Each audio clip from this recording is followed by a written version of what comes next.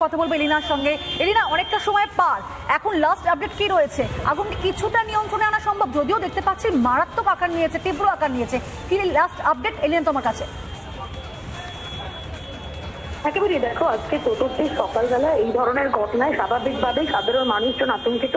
চারু market সংলগ্ন এলাকায় Prince Anwar Shah রোডের কাছে একটি হোটেলে আগুন লাগে। কিছুক্ষণ আগে আমরা যেমনটা জানতে পারছি, বেলা 1টা নাগাদ চারু মার্কেটের এই হোটেলের একেবারে ওপর তলায় আগুন লাগে। কিন্তু দমকল থেকে পাওয়া সর্বশেষ আপডেট আমরা যেমনটা জানতে পারছি, আগুন কিন্তু এখনো পর্যন্ত নিয়ন্ত্রণে আনা যায়নি। গলগল করে কালো ধোঁয়া বেরোচ্ছে, ভেতরে অনেক অনেক টাকার ক্ষতি হয়ে গিয়েছে। ভেতরে কিসের হোটেল ছিল, কোনো রেস্টুরেন্ট ছিল কিনা, নাকি রেসিডেন্সিয়াল হোটেল ছিল কিনা, সেটা এখনো পর্যন্ত স্পষ্ট নয়।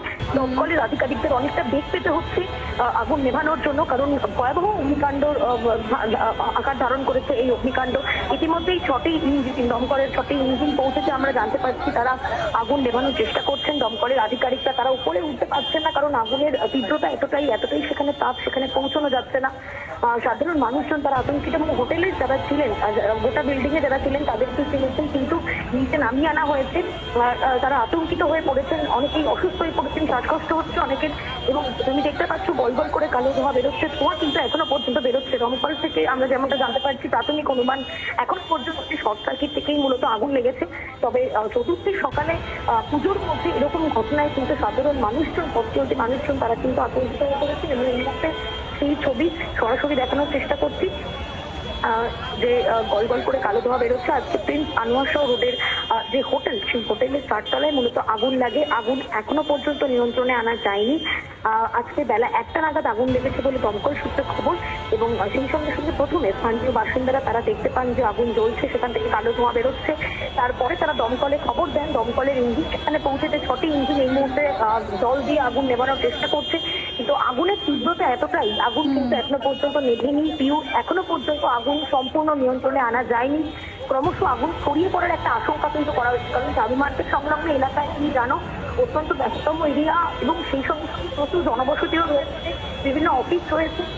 সবকিছু মিলিয়ে আগুন কিন্তু দ্রুত ছড়িয়ে পড়ার একটা আশঙ্কা করছেন দমকলের আধিকারিকরা। তাই তারা যুদ্ধকালীন তৎপরতায় চেষ্টা করছেন আগুন যাতে সম্পূর্ণভাবে নিয়ন্ত্রণে আনা যায়। কিন্তু এখনো পর্যন্ত কালো ধোঁয়া বেরোচ্ছে, গোটা আকাশ কালো ধোঁয়ায় দেখে গিয়েছে। সাধারণ মানুষজন তারা আতঙ্কিত হয়ে পড়েছে, তাদেরকে নিচে নামিয়ে আনা হয়েছে। হোটেলে যারা যারা ছিল তাদেরকে নিরাপদে অন্যত্র সরিয়ে নিয়ে যাওয়া হয়েছে। হতাহতের এখনো পর্যন্ত কোনো খবর পাওয়া যায়নি প্রিয়। কিন্তু এই ঘটনায় স্বাভাবিকভাবে সাধারণ মানুষজন, পথচলতি মানুষজন তারা প্রত্যেকটি কিন্তু আতঙ্কিত প্রিয়। একেবারে। এবং এই যে বহুতল যেখানে আগুনটা লেগেছে, সেটা কিন্তু সহজেই আমরা অনুমান করতে পারি শুধুমাত্র হোটেল নেই, সেখানে গেস্ট হাউস বা শিক্ষা প্রতিষ্ঠান বা অন্যান্য অফিসও থাকতে পারেনি না। তো সেক্ষেত্রে কিন্তু একটা বড়সড় বিপদের আশঙ্কা। একেবারে প্রিয়, দেখো স্বাভাবিকভাবে আমি যেমনটা বললাম, প্রিন্স আনোয়ার শাহ রোড তুমি জানো তো অত্যন্ত ব্যস্ততম একটি রাস্তায় বিভিন্ন হোটেল রয়েছে, সেখানে রেস্টুরেন্ট রয়েছে, অফিস কাছারি রয়েছে, শিক্ষা প্রতিষ্ঠানও রয়েছে। স্বাভাবিকভাবেই আগুন দ্রুত ছড়িয়ে পড়ার একটা আশঙ্কা করা হচ্ছে। ভয়ঙ্কর আগুন লেগেছে সেখানে, এবং ইতিমধ্যেই সেই হোটেল তো স্বাভাবিকভাবেই উপরতলা পুরো চাই হয়ে গিয়েছে। এবং যেহেতু উপরতলায় আগুন লেগেছে, সেখান থেকে আগুন দ্রুত ছড়িয়ে পড়ারও কিন্তু একটা আশঙ্কা করা হচ্ছে।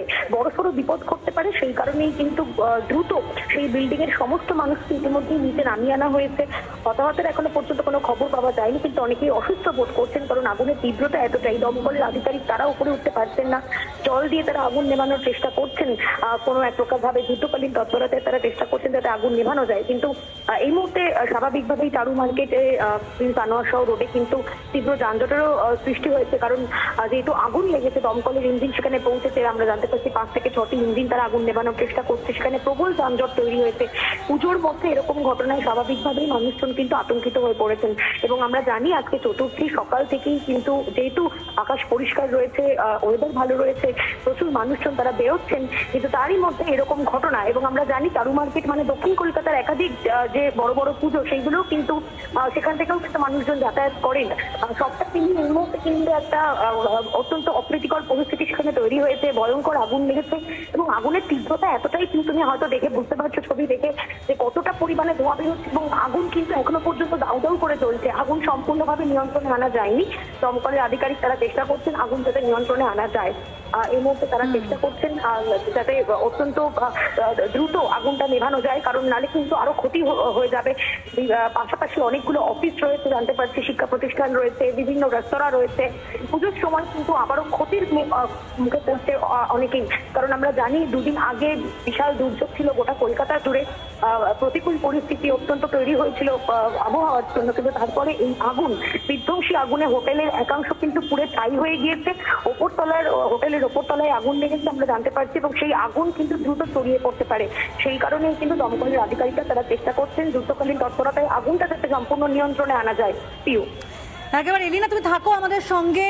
জনবহুল এলাকা, অত্যন্ত পরিচিত বিখ্যাত জায়গা, আশপাশে অনেক রেস্টুরেন্ট রয়েছে, অফিস কাছারি যেমন রয়েছে, একই সঙ্গে কিন্তু এই যে বহুতল যেটাতে আগুন লেগেছে সেখানেও কিন্তু গেস্ট হাউস রয়েছে এবং শিক্ষা প্রতিষ্ঠান একটি রয়েছে, এবং সেক্ষেত্রে এই আগুন যেভাবে লেগেছে, আগুনের তীব্রতা দেখে এটা অনুমান করতে পারছি যে এই বিভৎস আকার নিয়েছে আগুন, এবং সেক্ষেত্রে সেই শিক্ষা প্রতিষ্ঠান এবং গেস্ট হাউসের কিন্তু একটা প্রভাব পড়তে পারে, এটাও কিন্তু অনুমান করা যাচ্ছে। তবে সবটাই কিন্তু অনুমেয়, কারণ এখনো পর্যন্ত পরিষ্কার করে কিছুই জানা যাচ্ছে না, কিন্তু এই বহুতলটিতে শিক্ষা প্রতিষ্ঠান রয়েছে এটা আমরা জানতে পেরেছি, এবং একই সঙ্গে বহুতলটিতে গেস্ট হাউসও রয়েছে, এবং আশপাশেও ঠিক এরকম ভাবে অনেক হোটেল রয়েছে, অনেক রেস্টুরেন্ট রয়েছে, অনেক অফিস কাছারি রয়েছে, এবং জনবহুল জায়গা, প্রচুর মানুষ যাতায়াত করেন, সব মিলিয়ে সেখানেও কিন্তু একটা আতঙ্কের তৈরি হয়েছে, এটা বিপদের আশঙ্কা করছে সেখানকার মানুষজনরা, কারণ আগুন যেভাবে একটা বিভৎস আকার নিয়েছে এটা ছড়িয়ে পড়ছে, এটা আরো যত সময় পার হচ্ছে আরো ছড়িয়ে পড়ছে, কারণ যেমনটাই এলিনা আমাদেরকে জানাচ্ছিলেন যে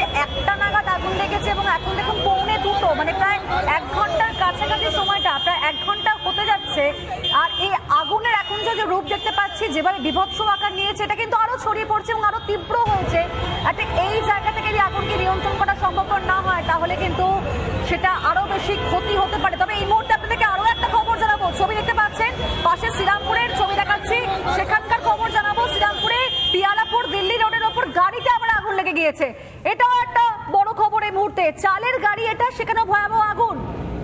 বর্ধমান থেকে খিদিরপুরে থেকে যাচ্ছিল এই গাড়িটি, এবং সেই গাড়িতেও আগুন লেগে যায়। এই মুহূর্তে দুটো খবর আপনাদের সামনে, একদিকে কলকাতায় একটা বড় সড়ো অগ্নিকাণ্ডের আমরা খবর পাচ্ছি, প্রিন্স আনওয়ার শাহ রোডে চারু মার্কেটের কাছে একটি বহুতলে আগুন লেগে যায়, যেখানে হোটেল রয়েছে, শিক্ষা প্রতিষ্ঠান রয়েছে, অন্যদিকে শ্রীরামপুরে সেখানেও অগ্নিকাণ্ডের ঘটনা, একটি গাড়িতে আগুন লেগে গিয়েছে।